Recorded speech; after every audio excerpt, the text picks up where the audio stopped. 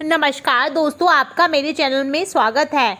दिवाली को हिंदुओं के विशेष पर्व के रूप में मनाया जाता है। माना जाता है इस दिन ग्रहों की दिशा और योग बनते हैं जो व्यक्ति के जीवन पर प्रभाव डालते हैं। इस बार धनतेरस का पर्व 2 नवंबर को पड़ रहा है। इस दिन कुछ ना कुछ खरीदने की परंपरा है।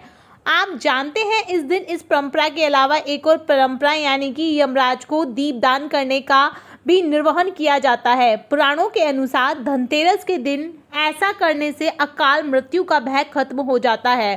पूरे साल एकमात्र यही दिन है जब मृत्यु के देवता यमराज की पूजा दीपदान करके की जाती है।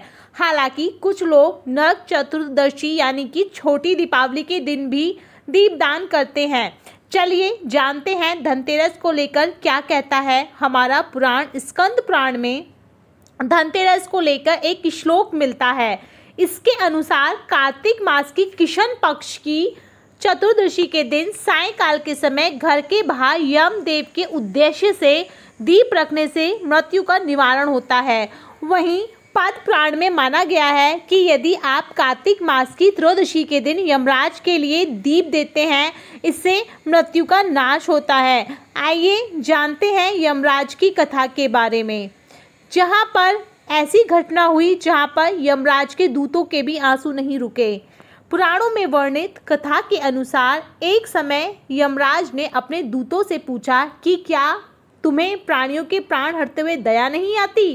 तो वे संकोच में पड़कर बोले, नहीं महाराज। तो यमराज ने दोबारा पूछा तो उन्होंने बताया, एक बार एक ऐसी घटना थी जिससे हमारा हृदय कांप उठा था।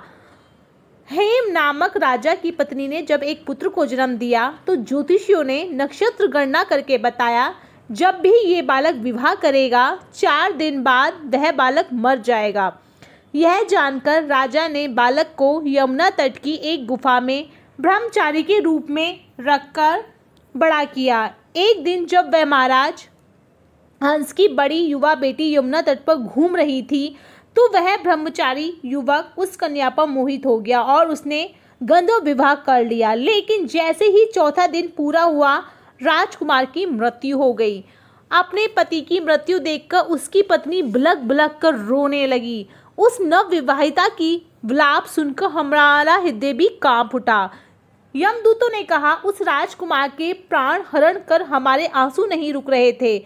एक यमदूत ने पूछा, क्या अकाल मृत्यु से बचने का कोई उपाय नहीं है? उस पर यमराज बोले, एक उपाय है। अकाल मृत्यु से छुटकारा पाने के लिए व्यक्ति को धनतेरस के दिन पूजन और दीपदान विधि पूर्वक करने चाहिए। जहाँ ये पूजन होता है वहाँ अकाल मृत्यु का डर नहीं सताता है। तभी से धनतेरस के दिन यमराज के पूजन के बाद दीपदान की प्रथा प्रचलित हुई। आइए जानते हैं धनतेरस के दिन कैसे दीपदान करना चाहिए। धनतेरस की शाम को मुख्य द्वार पर 13 और घर के अंदर भी 13 दीप जलने होते हैं। यह कार्य सूरज डूबने के बाद किया जाता है, लेकिन यम का दिया घर के सभी सदस्यों के आने और खाना खाने के बाद जलाया जाता है। इस दीप को जलाने के लिए पुराने ही दियों का इस्तेमाल किया जाता है। इसके लिए सबसे पहले दिए में सरसों का तेल डालें और रुई की बत्ती बनाएं।